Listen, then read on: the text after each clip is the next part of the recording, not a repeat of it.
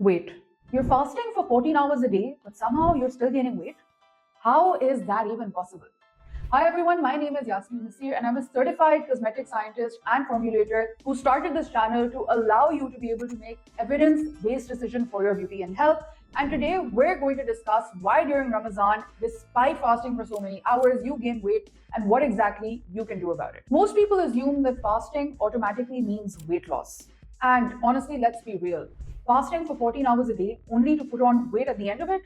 That's really not part of the plan. Feeding time restriction should theoretically mean that you consume less food, and as a result, you consume less calories and burn more fat, right? That's why you're wrong. In reality, unfortunately, many people gain weight during Ramadan due to 5 key mistakes that we're going to be discussing today. Let's get right into the first one. Let's be real. Come iftar time and nobody can deny the hunger pangs. Suddenly, your plate seems like a total buffet teeming with, especially in South Asia, you're looking at samosas and pakoras and chaats and the whole works. And then there's a dinner that typically follows a few hours afterwards in most households. And because your stomach is empty, somehow all of this food seems like a fantastic idea, a reward to finish the day with. But here's the problem. When you've been fasting all day, your metabolism slows down and your body essentially switches into energy conservation mode, which basically means that when you eat all of this food at iftar time, your blood sugar spikes, insulin goes up as a result, and your body thinks that, wait, I don't need all of these calories for now. Why don't I just store them as fat for later? And that's exactly what happens. In addition to that, the foods that people typically eat at iftar time are fried, they're heavy, they're unhealthy, and they're very calorie dense. So you might be under the impression that since you're restricting your feeding time, you're eating fewer calories, but that may or may not actually be the case. So what's the solution? Start small. Hydrate yourself first, drink some water, open your fast with some dates, and make sure that you're consuming plenty of protein and fiber in your meal. And then wait. Eat slowly. Let your body tell you whether or not it's still hungry instead of stuffing yourself.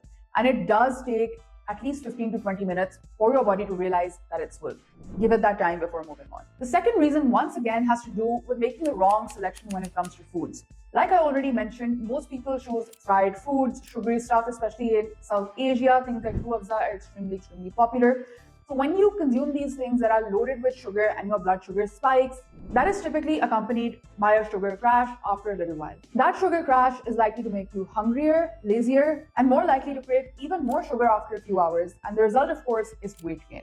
The solution is again simple, the same as I stated before. Hydrate and make sure that you're getting enough protein and carbs to manage your blood sugar levels well and prevent insulin spikes that will cause your blood sugar to go like this. The third reason why most people gain weight during Ramadan is because they're not moving enough. Most people see Ramadan as a license to be inactive because they're fasting, and as a result, your daily calorie burn actually goes down.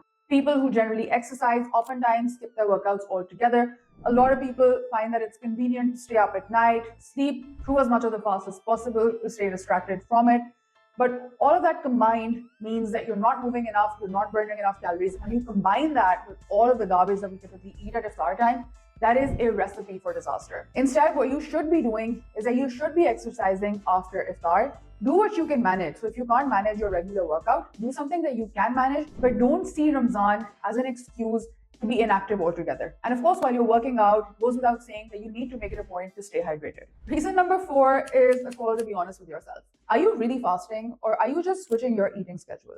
A lot of people see Ramadan as a ticket to kind of stay up all night and sleep all day to avoid the fast, right? You sleep through the fast, you're up at night, and you don't even know when Ramadan started and when it ended. This is problematic, not just because, of course, throughout the night, if you're eating, you're typically also eating the wrong foods, but in addition to that, you're also messing up your circadian rhythm or your body's internal clock. This increases the level of stress hormone or cortisol flowing through your system, which invariably causes you to actually crave more carbs and sugar, feeding into the bad diet spree that you're already on. Don't see Ramadan as a license to have a messed up sleep schedule.